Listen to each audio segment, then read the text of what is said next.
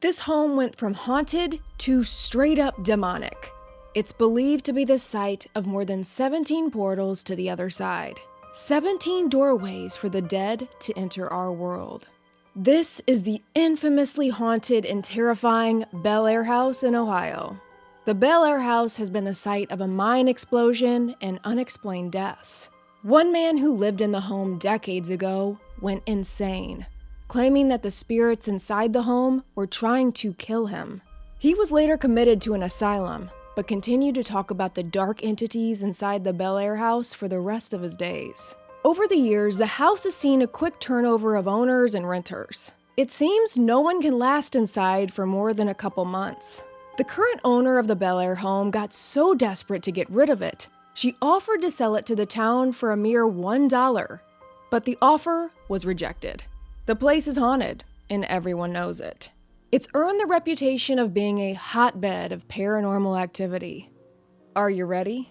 Because the tales of the haunted Bellaire House are not for the faint of heart. It's about to get spooky. I'm Avery Ross, and this is Avery After Dark.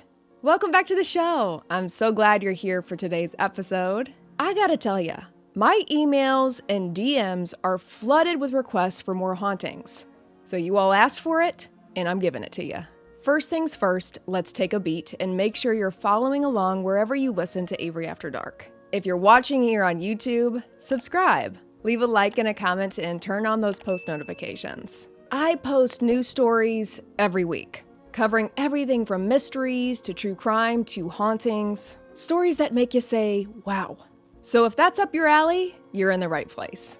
If you haven't already, leave a rating and a review on Apple Podcasts. It helps so much in growing Avery After Dark so I can make more and more for you all. And if you want all these episodes early and ad-free and want to support the show, join the Patreon. I'm linking that in the show notes. Now, today's haunting.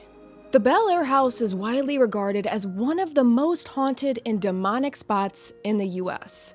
And it's truly in a class of its own. And just looking at it, it looks a little creepy. Some houses just look haunted, and this is one of them. Since the early 20th century, the Bellaire House has earned the reputation of being a hotbed of spooky activity, with reports of apparitions, curses, psychic assaults, and violence, as well as demonic activity. It sits at 1699 Belmont Street in the village of Bellaire, Ohio. Bellaire, Ohio sits along the Ohio River. And it is the all-American town. Seriously. When you pull into the village, that's exactly what the sign reads. The village has that small-town atmosphere, and residents enjoy that peaceful, laid-back way of life. There's a close-knit community at the heart of town that really values a sense of togetherness. The village has actually been used in a number of Hollywood movies, such as Silence of the Lambs. And the area has a rich history. It was known as Glass City, once a major glass production hub in the late 1800s, the town saw its peak in the 1920s. But nowadays, the all-American town is famous for something else, something much darker. On the outskirts of the village, there's a historic two-story Victorian home, and it's become notorious for its history and its paranormal activity. The house is believed to be haunted by ghosts as well as demonic forces. Although it's been widely covered in recent years, the paranormal hype of the Bellaire House is not new. It stretches back to the early 20th century. The Bellaire House, as well as the land it sits on, has a dark past. Before the arrival of white settlers, several Native American tribes occupied the region, and all of them left their mark here. A young George Washington explored the surveyed lands in the Ohio River Valley before the Revolutionary War. The land was purchased for a village in 1934, and after settlers began to buy lots, the town really started to grow. A lot of its success was due to its location on the Ohio River, along with the construction of the Central Ohio Railway. The town grew rapidly, and eventually the village was named Bellaire. The Bellaire Toll Bridge, which is now abandoned and closed, was used in the 1991 film The Silence of the Lambs. Hello, Clarice. Now, let's get to the Bellaire House. It's old. Very old. It was built in 1887 by a local coal tycoon named Jacob Hetherington. Jacob was a humble man of decent reputation who owned many coal mines in the Ohio Valley. He also worked in the mines with his employees. The Bellaire House was built close to the bank of the Ohio River, and this is the very land where the French and Indian Wars took place. Many died during these battles, some in actual battle, others as a result of battle wounds, and thousands from disease. And it's said that the Bellaire House itself sits atop what was once known as Coal Mine Number 1, and there was a major coal mine explosion in the Ohio Valley in the 1890s. This reportedly resulted in the deaths of 42 men directly underneath and near the house. It also reportedly took days to recover the bodies. It's said that after this explosion, that's really when the paranormal activity began. And also, the land the Bellaire home sits on is just adjacent from ancient Native American burial caves. And also, the house sits on a ley line, which means there is a constant source of paranormal energy that goes in and out of the house. These types of lines were suggested by Alfred Watkins in 1925 while researching the alignment of ancient sites. It's believed they mark the lines of Earth energy around the globe. Ley lines are basically these unseen lines connecting important physical and spiritual markers for ancient cultures. When Jacob Hetherington died in 1904, he gave the home and land to his son Alex, and he was left with a coal mining company and was assisted by his daughter Lyde. So they moved into the Bellaire house. But shortly after this, something happened to Alex. Unfortunately, the business started to fail due to Alex hearing and seeing things in the home. He also began to have epileptic seizures and declared that demons were trying to kill him. Back then, people believed that he was haunted and cursed because of the coal mine explosions. I've read documents stating that Alex would be found disoriented roaming around the railroad tracks. He was tormented by the entities in the home. At certain points, it got so bad that he was unable to identify who he was. He felt that he was possessed by delusional energies that overtook his mind, body, and spirit. And back then, he was just called crazy. Not able to keep up with the business, he was deemed not a fit member of society, not polite. It's sad that Alex was treated as he was crazy when really he was just sensitive and probably picking up on the spiritual energy of the home. Eventually, Alex was found incompetent and locked up in an insane asylum. So many people in that time period were just brushed off as crazy. Shortly after he was committed, his daughter Lyde took over the entire coal company. She really had to step up and take care of things as the woman of the house, and she did.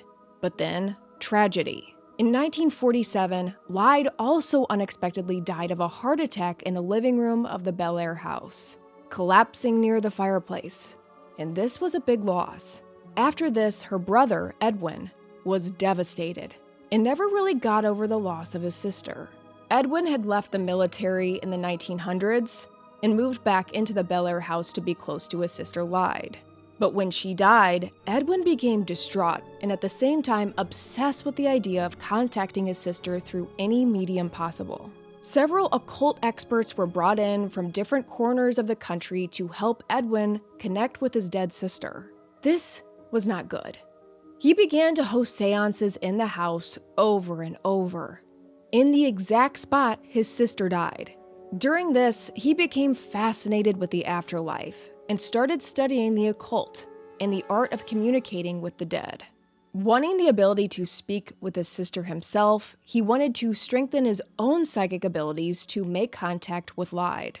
Edwin dove into the dark side, and it's reported that in these sessions, he did begin to make contact with someone or something. Whether it was truly a sister or something darker remains a mystery.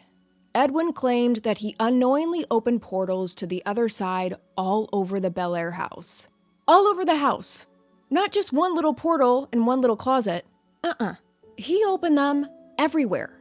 Great! Paranormal investigators say that the Bellaire house has 17 portals. 17. Come on! In these seances, Edwin reportedly let several spirits into the home, welcoming them. And one of these was an entity which disguises itself as a small girl named Emily. This entity is one that is believed to be not human at all. Emily is thought to be demonic. Upon researching, some say an Emily may have been connected to the Bellaire House decades before. It's been rumored that a long time ago, a young girl named Emily drowned in the Ohio River that flows right by the Bellaire House. So why do people believe this entity is demonic? Through many investigations, once contact is made with Emily, and investigators begin to talk with her, trust is gained, people let their guards down, become more relaxed. It's just a little girl. But then the entity completely switches up. People said they've been attacked, scratched, which has led many to believe that Emily isn't a child at all, but a demon. It's believed that demons or non-human entities can present themselves as something a little less scary to trick people, like a child. And Emily's spirit is said to be the most active in the attic of the home. After Edwin passed away in 1962, the house changed ownership over and over again. Quite frequently, families would move in only to stay momentarily and then quickly pack up and move out. The activity within the home reportedly sent people running, and eventually the home sat abandoned for a while.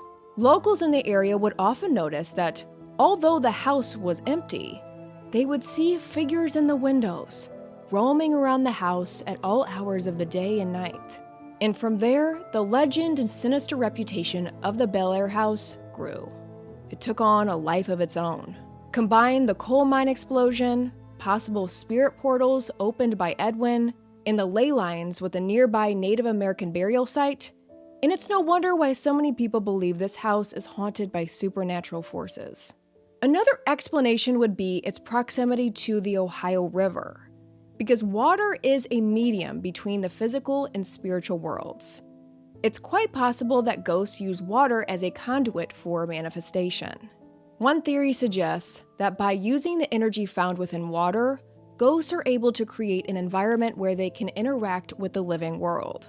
Paranormal TV shows and movies often depict water as being a source of ghostly activity. Think New Orleans, one of the most haunted towns in America, surrounded by water.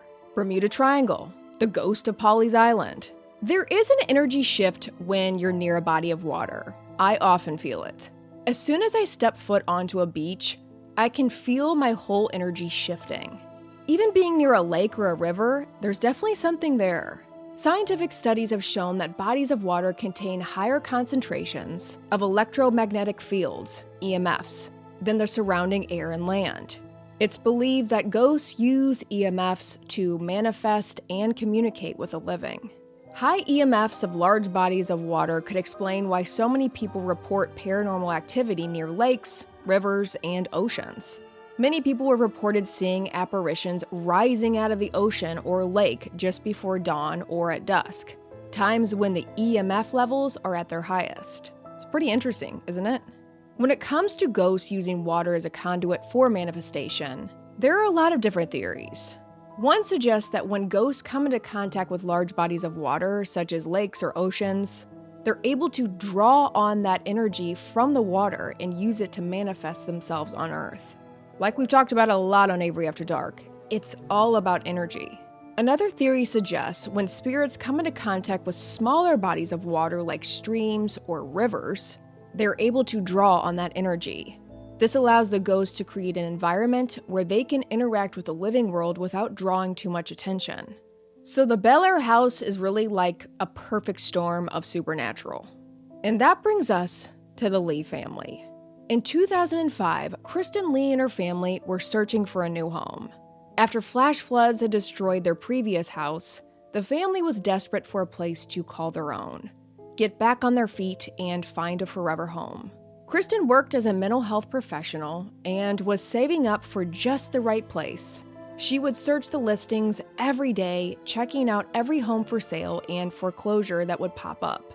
And one day, a brand new listing caught her eye. It was for a Victorian mansion that was being foreclosed on and was up for sale for reportedly only $46,000. Kristen thought, after all her family had been through, that her luck was finally turning around. Kristen, her two sons, and their father had a budget and were looking to find a home for a steal, and this one was it. The price was almost too good to be true. It was a fixer-upper, so Kristen would have her work cut out for her, but it seemed like such a great deal. It was 4 bedrooms, 2 bathrooms. From the few pictures posted, it seemed to have a lot of room for the family. Approximately over 2,000 square feet, and sat on just under an acre of land. What a steal! But that was really it in regards to information about the home. It was a very vague listing. So Kristen immediately makes an appointment to tour the Bellaire House. She gets to the home and is immediately charmed. The craftsmanship of the place, the big wraparound porch facing the Ohio River, it was such a unique spot. And once she got inside, she was in awe. Old marble and cherry wood everywhere. The house seemed to be of another time. The family had a dog, Bella, and the house already had a fenced-in backyard, so this was looking like a perfect fit. So Kristen decided to put in an offer on the Bellaire House that day. And the next morning, the offer was accepted. The Bellaire House was officially theirs. Uh-oh. The family moved in and really thought that once they got settled in, it would feel good. A great new chapter in their lives. But it didn't. The Lees claimed that upon moving in, they were plagued with bad luck and oppressive feelings, and almost immediately began to hear things. Kristen said she would hear footsteps above from the attic and sometimes below from the basement when she was home alone. She also said she felt like there were hundreds of eyes watching her all the time. Kristen slowly began to realize why the house was abandoned and why she got it for such a steal. Along with the uneasy feeling of being watched and hearing strange sounds, personal items began to go missing. Keys would be moved. A family member would put something down on the counter and then turn around and it would be gone. Kristen didn't know if the family was just tired, stressed from the move, or overworked, or were they just having a hard time adjusting to the new house. Kristen said she never really believed in the paranormal. She referred to herself as a trained forensic mental health professional and said she tried to blame psychology until there was no more psychological reasoning. And Kristen's 12-year-old son was starting to become really afraid of his bedroom. There, he felt like he was being watched, and it got worse at night. He said he was beginning to have night terrors, where he would feel someone or something in his room standing over him, covering his mouth and nose, causing him to feel like he was being suffocated. One evening, it was a stormy night, and he woke up in a cold sweat. Bolts of lightning flashed into his room, illuminating it. When suddenly, he looked up to see in the corner of his room a dark figure staring at him. He said the figure was shaking and convulsing. He was so petrified, he ran out of his room to his mom, telling her about what he saw and refused to ever sleep in his room again. Now, kids can get spooked by things easily. Nightmares, but most times they usually move on eventually. But this was not the case with Kristen's son. This disturbed him so much that he actually went to stay at his grandma's house for a long time. He wanted nothing to do with that room or that house. Again, Kristen judged this incident as her son just being stressed and not adjusting well to the new house. She was still trying to rationalize it, obviously. She believed the trauma of losing their last home to the flood, now moving to this new, older house. It's a lot for kids. Change isn't easy for anyone really, but especially children. They really can become the barometer of stress within a home. But all of this changed when Kristen had her first experience within the home, one that left her as petrified as her son. It had been a few months and it was now winter. Late one evening, Kristen had fallen asleep on the couch, but suddenly woke up to the feeling of the couch cushions sinking down near her legs. She opened up her eyes to a living nightmare. Kristen was face to face with a terrifying figure of a man staring directly at her. She said the man was translucent, almost like a mist, but this mist had the features of a person. She said his face had dark, sunken-in eyes and was emotionless. Kristen yelled out, "Who are you? What do you want?" But she said the entity just stared at her with a lifeless look, and then it disappeared. As soon as it did, the family dog Bella began frantically running around the room, barking at something, clearly agitated. Kristen said she began trying to get her dog to calm down and then noticed that the temperature in the room had dropped so much she could see her breath in the air. She then looks up and sees the figure has reemerged on the other side of the room. She watches as it slowly moves from one side through the wall on the other side, and then vanished completely. Another occasion, Kristen was up in a bedroom with her dog Bella when suddenly she felt a presence, and then her dog levitated and was thrown across the room. Kristen was no longer able to disregard these events or blame them on being tired. This was something much darker than that. Eventually, Kristen grew to be so frightened of the home, she made the decision that her family needed to get out. This had to end. They couldn't keep living on edge all the time. She had tried to rationalize the situation 1,000 different ways, but this was too much. Too stressful, too scary, and too draining to be in that house anymore. So Kristen put the Bellaire House up for sale, and her family moved into a nearby rental. And at this new place, the family was finally able to get some peace back in their life. Kristen was relieved to be out of the home and stated that the Bellaire House was a place she never felt wanted or comfortable in. So it was listed for sale. But days led to weeks, and weeks to months. And no one was buying the Bellaire House. No one wanted it. So at this point, the family is paying for both the Bellaire House and the rental, and they just couldn't afford it anymore. Out of financial desperation, Kristen makes the decision to turn the Bellaire home into a rental property. And soon after, she gets her first tenant. A new family moved into the house. But then, within a couple months, they quickly moved out, breaking their lease. Then another family moved in. And not long after this, that renter quickly moved out. Are you sensing a pattern here? When asked why they were moving out so soon, these families too said they just didn't feel comfortable inside the house. They said they were hearing things, seeing things, experienced bad luck, and never felt welcomed inside. It was just creepy. And they felt the need to get out of there. Story goes, one family that moved in allegedly had 6 deaths among relatives while living in the house. So they packed up and left. Everyone was moving in expecting to make this house a home, but that wasn't happening there. It was clear, Kristen cannot get anyone to stay in the home for more than a couple months. After years of stress, Kristen tried to get rid of the Bellaire House by offering it to the village for merely $1. $1. 60 cents. She just wanted to get rid of it once and for all. She thought, hey, maybe they could make it into a historical museum or something. But her offer was quickly rejected. No one wanted it. This house was stuck to her like a curse.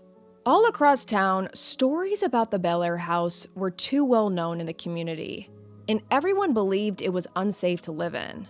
So Kristen was really at a loss of what she should do. She ultimately came to the conclusion that no family should live inside the home ever again. But what do you do when you've purchased a house that no one can stand to be in because it's so haunted and has such a bad reputation? And again, it didn't help that during the years when it was sitting abandoned, neighbors continued to say they would see figures roaming around the house and see faces peeking out of the windows. People thought, oh, maybe some teens had broken in or something. But nope. This was when the house was locked up and no one was living there. Yikes. There's something about a peeking face that really just, ugh. Don't peek at me, okay? Finally, Kristen comes up with an idea to turn the Bellaire home into a paranormal research property, a place solely dedicated to investigations. This would allow her to keep the home because she could not get rid of it, but also allow various paranormal groups to come in and do their own research into what was really going on within the Bellaire house. That way, anyone who entered the home knew good and well what they were getting themselves into. No more unsuspecting families moving in. Soon, word gets out and groups from all over the world start visiting the Bellaire house, conducting their own investigations. Some groups even deciding to temporarily live in the home while they investigate. Groups would check in for a night or two and do their thing. And from here, stories from the Bellaire house get even creepier, if you can imagine. Those who have ventured inside for investigations often leave with scratch marks. Some reported being punched and even shoved across the room by an unseen violent entity.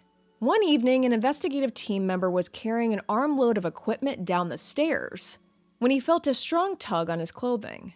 Thrown off balance, he began to stumble and his arm went through a second-floor window. Safe to say, everyone has consistently felt and seen the same things inside the Bellaire House. Mysterious shadows, unexplained noises, hearing disembodied voices, doors open and close on their own. Some investigators believe that the haunting is so intense it actually reaches beyond the house to other buildings nearby. One group, called the Armchair Researchers, great name, from upstate New York, came to the Bellaire House to investigate and had an especially chilling experience. The group is made up of 2 women who have been doing this for over 15 years. One of these women is a birthing nurse, and the other, a nurse who works with dying patients. So this team is really at the bookends of life. One is there when a baby is born, and the other is there when an individual passes on. Pretty interesting. The 2 women, through their work, became more and more interested in the supernatural and found that paranormal investigations became a natural extension of their day jobs. The women had heard of the Bellaire House and wanted to come check it out for themselves. The 2 got there and noticed it was in a state of decay. The fence was collapsed, the porch was rotting. It really looked like a haunted house. When the women got inside, they said they almost felt welcomed in. Stepping into historic homes, you really can't help but stop and admire it all. You're standing in a piece of history. But as soon as the women started settling in for their stay, as they let their guard down, it started to get dark outside, and then the energy completely shifted inside the home. It didn't feel welcoming anymore. The house suddenly felt ominous and aggressive. Then came the sounds. Footsteps, thumping coming from empty rooms. The lady said they felt like they were being watched by dozens of eyes everywhere in the home. They began conducting their investigation, asking questions, wandering from room to room. They actually caught this image on camera. They said they saw light streaks and flashes inside, and they even claimed they started to see shadows and apparitions. Things got a bit intense for the women, and out of anxiety, they decided to take a short break. So they sat down on one of the couches in the basement, when all of a sudden, the women heard a loud crashing coming from upstairs, as if someone had knocked over a bookshelf, shaking the entire house.